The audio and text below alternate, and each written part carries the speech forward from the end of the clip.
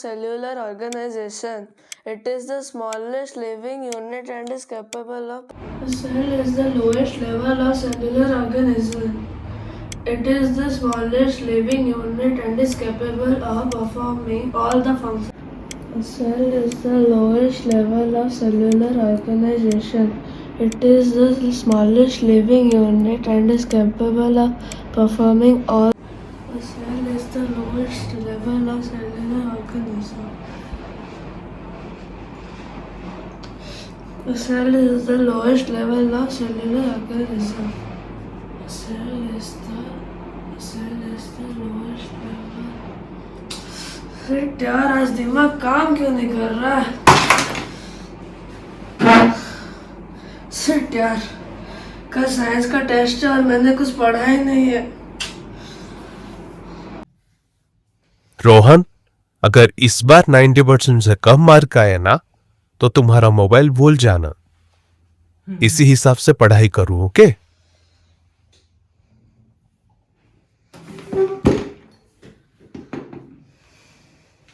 अरे यार क्या करूं? कल एग्जाम है। यार ये नंबरों का भूत कब पीछे छोड़ेगा? हर वक्त इसी के ही डर में लगा रहता हूँ। अगर इस बार 90% से कम है तो मेरा फोन मेरे पास नहीं रहेगा।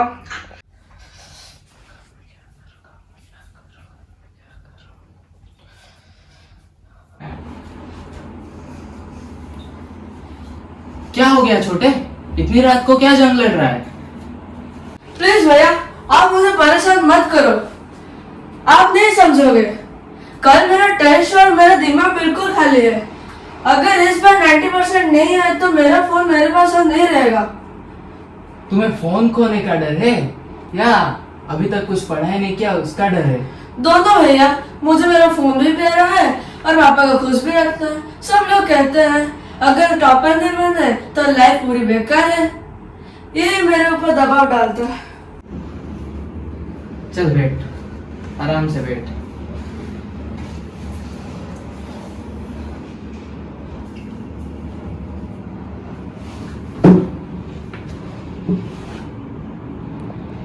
ये सब रट्टा मार के तुम्हें क्या मिलेगा?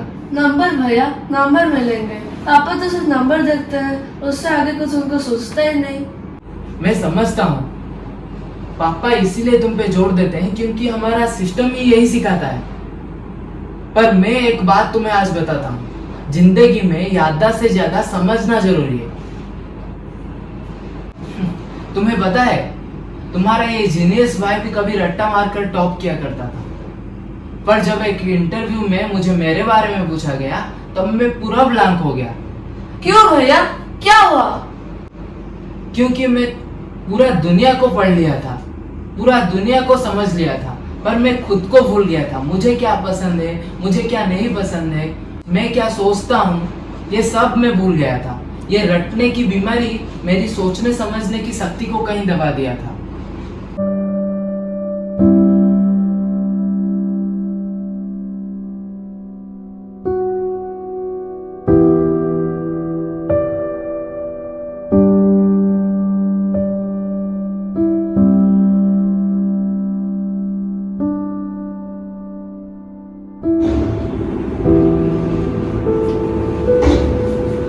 रोहन, थोड़ा पानी पी ले।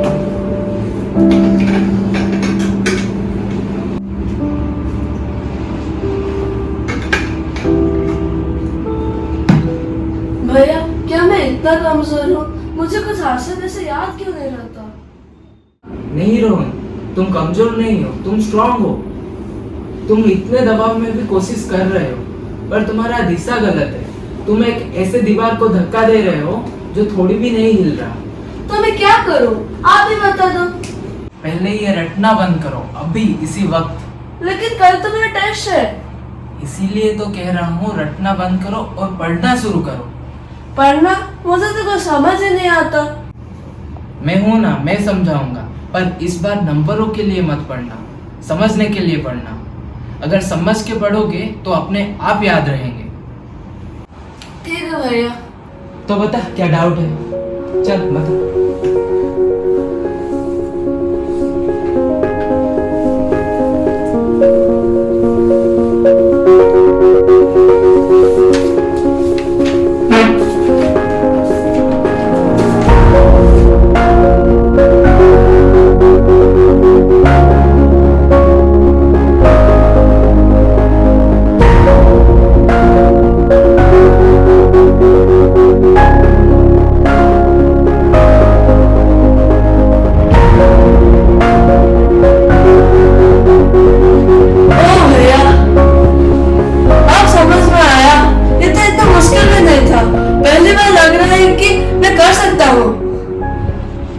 बस यही तो मैं कह रहा था। तुम्हारा नंबर आएगा या नहीं इससे मुझे फर्क नहीं पड़ता, पर तुम समझोगे या नहीं इससे मुझे फर्क पड़ता है। यही समझ ही तुम्हें जिंदगी में आगे ले जाएगी। तो समझ आ गया? खुश है अभी?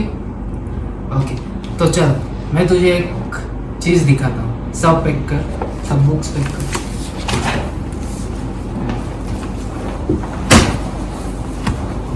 साइड में रख दे।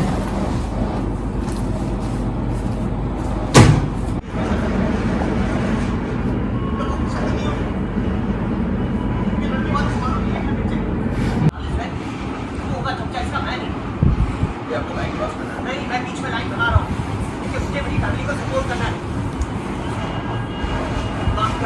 बाबा की दवाई में चल।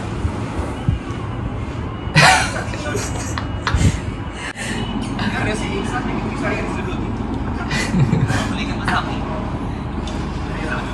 पड़ेगी, जी लगा के पड़ेगी, लेकिन जिंदगी में पास करने के लिए नहीं।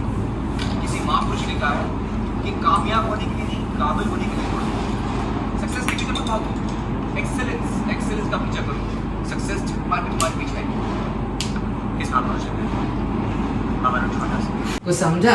हाँ, क्या?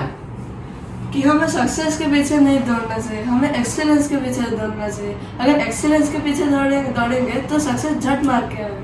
हाँ, यही मैं बताना चाहता हूँ। तू रट्टा मार के अगर पढ़ेगा ना तो कुछ याद नहीं रहेगा, पर समझ के पढ़ेगा ना जिंदगी भर याद रहेगी और सक्सेस अपने आप आएगी। समझ रहा है?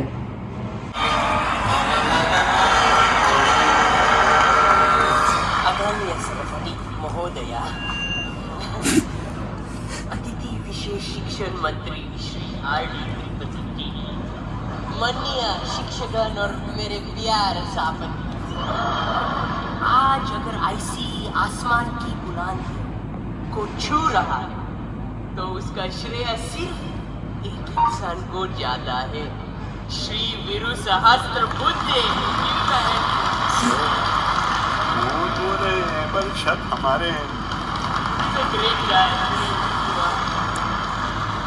पिछले 32 साल से इन्होंने निरंतर इस कॉलेज में बलात्कार पे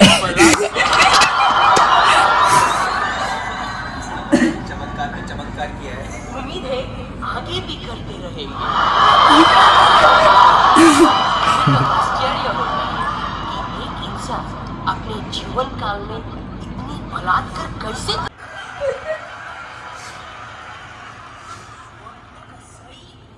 अमूल चलो फ्री देखियो इस्तेमाल इनसे सीखिए।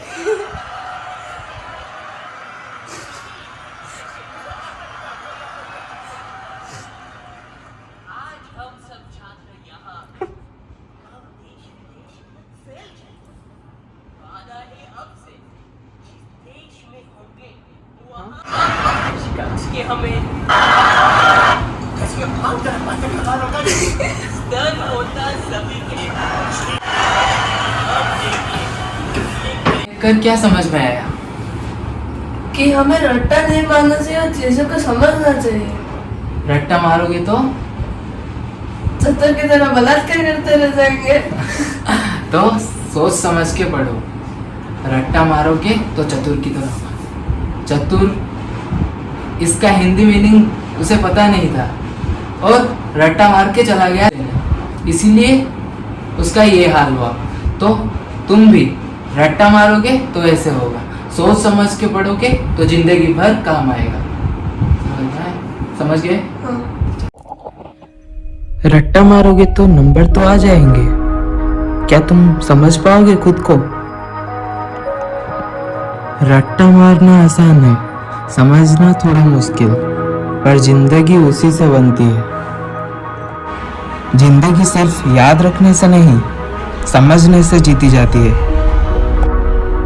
रटने से शायद कुछ नंबर मिल जाए, पर समझने से ही जिंदगी की राह रोशन होती है।